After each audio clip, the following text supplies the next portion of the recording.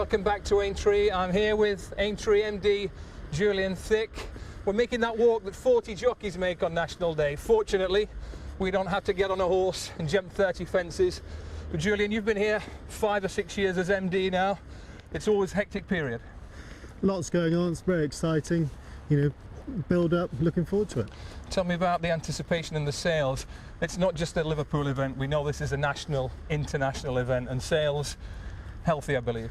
Been very strong right from when it went on sale back in August, and your Grand National Day is already sold out, and I think the Friday will sell out in the next few days, so yeah, we're looking good. You've got a real Liverpool in the spotlight day on the Saturday with the FA Cup semi-final between Liverpool and Everton. A distraction or an added attraction, opportunity? An added attraction. The game kicks off at 12:30. We'll be showing it live here at the racecourse, so with tickets sold out, what a great start to the day for people. The news about the National is going to be intense from now on and after the race itself. We all know that safety is going to be a huge story. Horse welfare is going to be a huge story as regards the 2012 John Smith's Grand National. Are you prepared for what that might bring? We're prepared. We're always in the spotlight. We care passionately about the safety and welfare of all our participants. We'll never stand still on safety.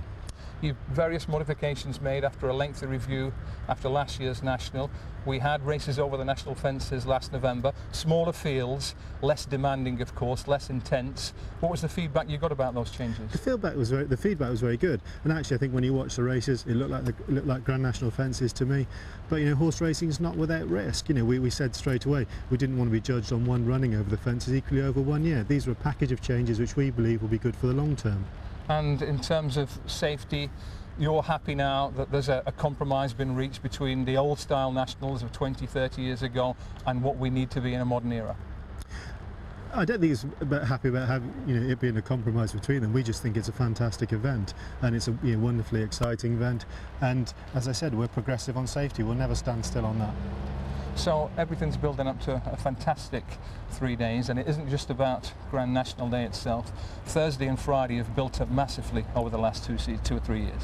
Yeah, Thursday, over 30,000 people now, and what a wonderful first race. We could see Big Brucks break that record in the first race, the BGC Liverpool Hurdle. We're really looking forward to that, and I think it shows us, that this 3-day meeting is not just about the National. And the other significant news story as we build towards Grand National weekend is coming to the end of a beautiful friendship between Aintree and the BBC. That's been a significant news story within racing over the last few weeks. What's your reaction to how it's developed and the Channel 4 deal going forward?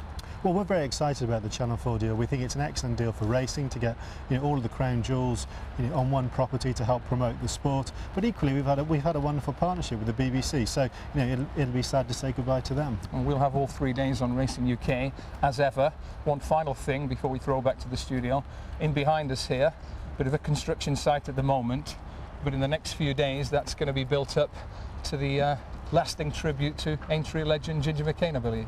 Absolutely, this is the site where Ginger's bust is going to be positioned, and we want to do something permanent that's here all year round. So we have a lot of people that come to the racecourse to look round, when we're not horse racing, a bit of a tourist attraction. So we wanted something that when they come here, that they could recognise Ginger as well. And the ceremony for that will be on day 1, I believe, will it?